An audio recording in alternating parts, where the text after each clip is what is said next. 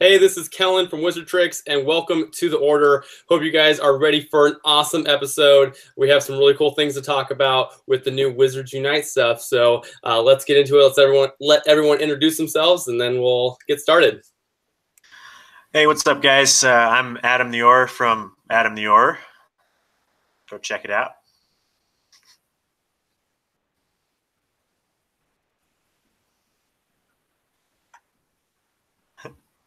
Hey y'all, I'm Lynette from Wizard PhD.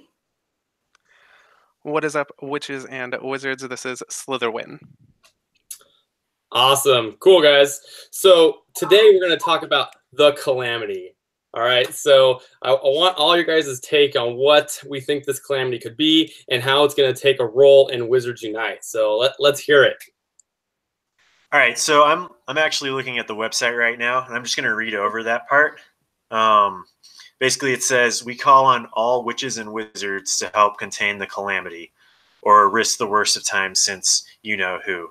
So, I mean, you could take it a few different ways. The way I kind of take it is there's like people like Grindelwald's or other people that are just trying to get the news out to the muggles or no-mages that there is a wizarding world.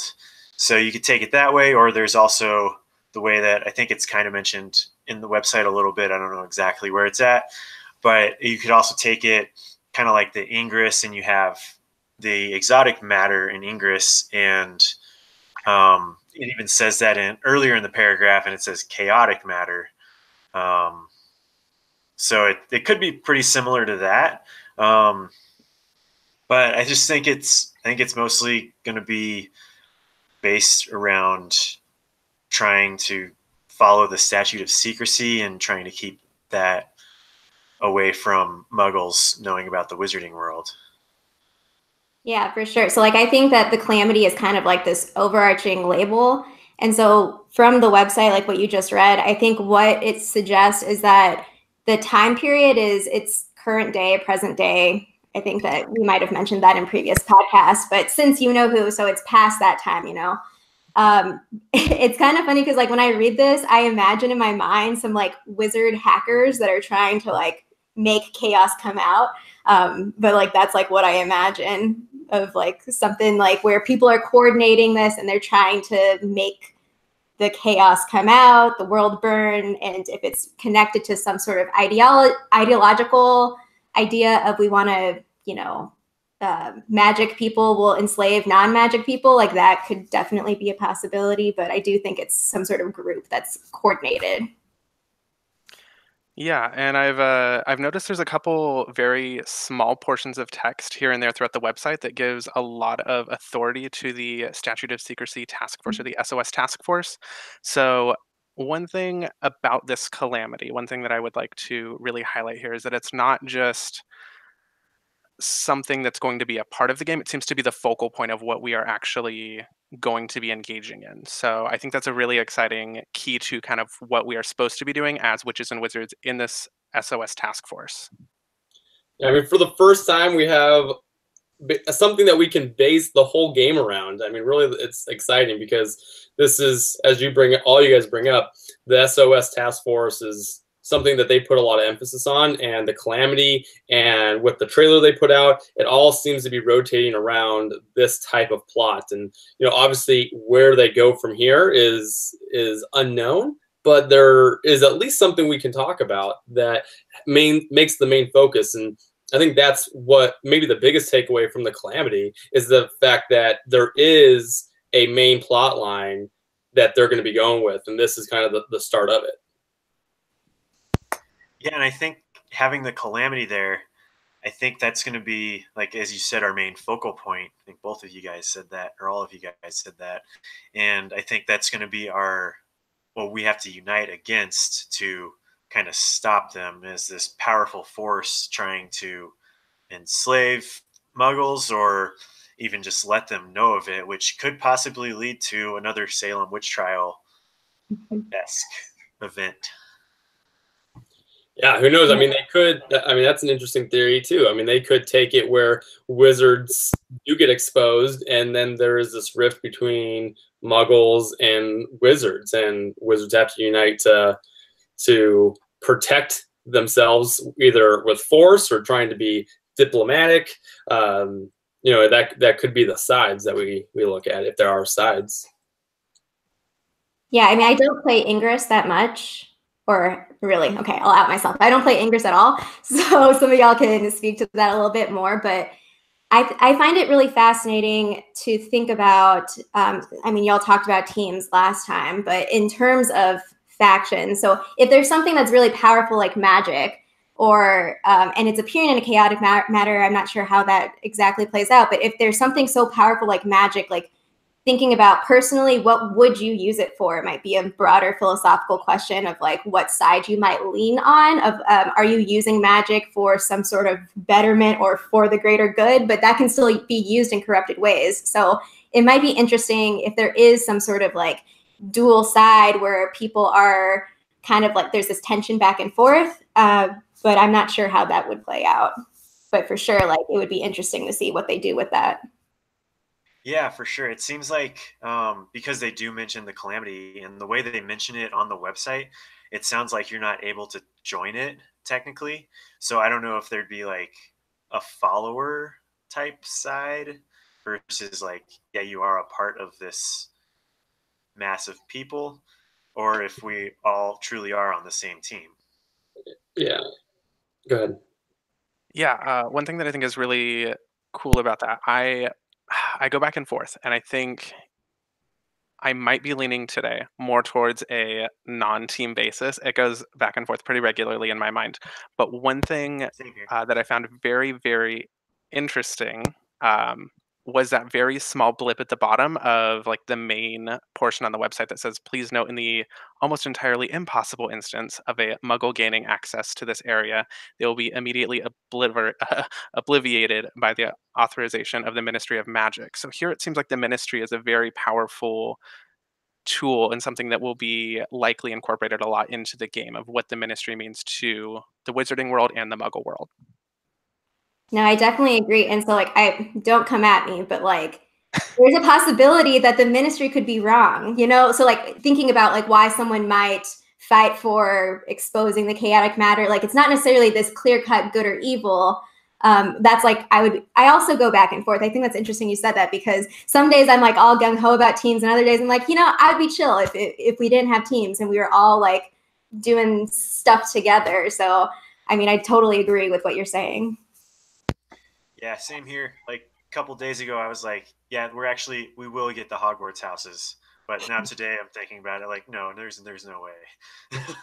Yeah, I mean, for teams, I personally don't care either way. I don't mind if we have teams or we don't have teams. I think the game's going to be awesome regardless. But I have a hard time figuring out from Niantic's point of view how to make the game without teams, because they're just, I mean, that's how it's been. I mean, that's what they do. I mean, even in the beta tests that they do for different technology games that they're testing different technology for, their sides, and that's part of a game, is the fact that there are sides, whether it's a role play game and it's you against a computer or the storyline, the plot, or if it's, even like a shooter game where you have you against someone else, playing on the other side.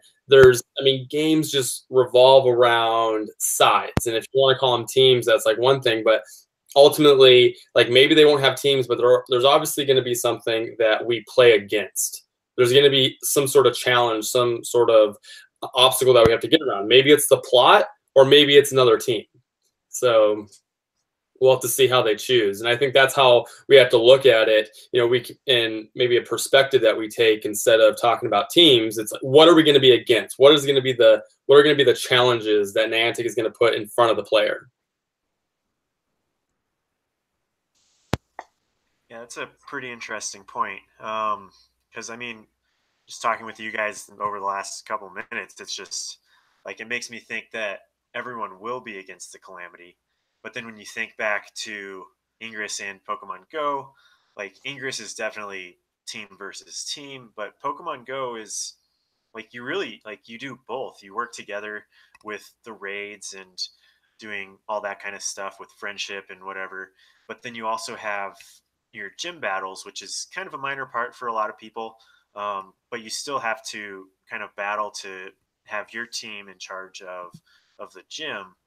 And so will there be some sort of aspect like that, regardless of if there's teams or not? Would it be more of an individual base, like you could come and take down so-called gym in Harry Potter Wizards Unite, or would it be something different? Like, who knows? And in Pokemon Go, y'all can correct me if I'm wrong. We didn't choose a team until level 5, right? That's Yeah, correct. that's right. So like it's possible that we're kind of like, oh, we all enlisted because we want to be part of this, and then there's some sort of splintering off of people because we choose sides or teams or whatever, where we're kind of like, I don't know. So like I'll be like I don't know about you, Ministry. Like, let me think about this a little bit more. But it's possible that they could incorporate teams like as the game goes on, maybe. I don't know. Yeah, I think that's a really interesting point because I think a successful thing Niantic has done with Pokemon Go is make it where there are teams and there is an aspect of the game where you can play against other people, but there's also being able to work together. And if the Calamity is the main focus of the game, and that's what we're surrounding ourselves, and you're joining an SOS task force, yeah, maybe there's different factions or sections or jobs within each task force. Kind of like I'm not a big WoW player, World of Warcraft, but I mean that's what you see a lot with that. Different. If you pick a certain role, you specialize in that type of role. I actually like that. The different roles. That's so. Have you guys heard of the other wizarding AR game, Magus or Magus? No. It came out January or February of this year, but it's pretty similar to that. And you can choose. I don't know what they're all called, but I think there's like 3 or something different either roles or types of creature you can be, and they each have like either this one's really good for attacking, this one's really good for defending, and I'm not really sure how the game works, but I know that is an aspect of it. Yeah, and I could definitely see that incorporated. I mean, there's lots of courses and things that you could study in the wizarding world. So back in Hogwarts, there were courses in care of magical creatures or potions or defense against the dark arts. And I think there's a lot that people could potentially have that would be unique. But it would also be really complicated and complex for Niantic to be able to create that in a game that would keep people engaged. Because you would basically need a clan or a group of people that have different specialties to be able to go forth and defeat the Calamity at that point. It could be just like a small aspect too. So like Helen, you were talking about the technologies that Niantic has teased before. So one of them is the codename Tonehedge, which it is a multiplayer AR puzzle game. So it could be that there are just some aspects that could use something that has a role, like where people's roles matter, where you could only do certain things, or you do it better, you do some things better than other things, and like that cooperative aspect. But I don't necessarily see it being the entire game, just like a piece of it. Like I could see like the raids happening or dueling happening, but I could also see this as being another dynamic. But I see it as being a bigger, more diverse, set of things that you would have to do, because the Calamity seems like something super massive. And so to be able to do that, people would be, and to have a lot of people working together, you would need to be able to be working at different times and for different reasons and different things that you're doing in the game. Well, not to be negative on my own point or my own idea, but if you have people who have different roles, there's a pretty obvious group of people who are going to complain about that, and that will be rule players. If you have only so many players in your community and they all pick a certain one, or most of them are a certain one, then it's going to make the gameplay very difficult if they do that. So it would have to be some sort of limited feature that they maybe just adds depth to the game versus being a focal point. So tell me, I want to know a little bit more about this clock. So what is up with that? I don't know, man. It's gonna shift sometime soon, like, or they're just messing with us. Yeah. I'm staring at it right now. Like, I know some other people in the chat are watching it, but I'm like literally watching it while we're talking, just in case. Live Yeah, feed in my bedroom, just like all the time. Yeah, we need to put that up in Times Square. Just leave it going all the time. They may, when it gets close, Yeah, that'd be super cool. they may buy some ad space on Times Square and do that. Yeah, I mean, I think it definitely has different colors. So it has, I know it has any range of like green to yellow to red. The one thing that it doesn't have, though, I was reading about, I think someone posted it on Reddit, some like technical stuff about it, or it was actually Wizards Unite Hub that I read, and it's like they actually the one that we see in Fantastic Beasts. In order to find them, you actually don't see the blue that that one has on this clock. It's not in the code. So it's just the green, yellow, and red. So it isn't exactly the same, but I think it has a lot of the same aspects of it. And I think the closer the game gets, the more dark it's going to get. So, like, maybe like when beta comes out or they are getting close to beta, it'll start going to those yellows. And then when it, like, we're within weeks of the actual release, we're going to see it go red. Yeah, I think it's going to move. I mean, look at how much we've talked about this since it animated like the last time. So I think it's going to, for now, be like this hype buildup. But I do think that there is possibility that they could incorporate this into the gameplay. So in Pokemon Go and in English, there are events. And so I think that they could use this as like a signaling of like, if we're at this emergency level, that's like one of the large, big scale ones, like the global events that Pokemon Go has, where everyone is participating, and so the aggregate of all of our work is to some sort of end and some sort of reward. But I do think that it'll be something connected with whatever our storyline is, and it'll be shifting from different, levels of urgency, and what that means might impact like the sorts of quests or things that we are expected to do together in the game. Yeah, I agree. And I'd kind of hope that it wouldn't be just a hype clock or something that's building up to the game release, but instead something that we would actually see incorporated into the game, like you were saying. I think it could be done very well that way of saying, hey, there's an event happening. We're in the red or the blue. Now we need to go and work for the ministry and limit some of this risk out there and the exposure of the wizarding world and protect the statute of secrecy as we are tasked to do. So I think that could be a really unique way. And then the ministry would reward the witches and wizards that participated in ensuring that the statute of secrecy remains another day. I really like that idea. You guys said all my thoughts, so Yeah, I mean, I think there's some awesome ideas that you guys just said for the clock. I definitely agree. I hope they make it part of the game. I think it could be a pretty good way to show urgency leading up to events, things like that. I think that's a great way to do it, Niantic, to make that happen. I think it's also where it is a hype buildup. For sure. It's also nice to maybe have something that we can count on to know about their progress on how close we are to actually getting the game, which is nice since Niantic doesn't necessarily always put out press releases as often as I think we would hope, but at least we can see some movement in the clock. What are you guys' thoughts on the time frame? Does the issuing of the clock change our thoughts on when it could be released? Because it seems like all of us are pretty sure it's going to be in March. I'm not. You're not. When do you think it's going to be? I don't want to give an exact date. I really don't. I like the idea of March. I want it to be March. I don't think that they will go and release the game until PvP enters Pokemon Go. I do agree with that, but I think we're close to PvP in Pokemon Go. And that's been mentioned that it's like it's in the code already. Not, I mean, like hints of it are in the code of Pokemon Go.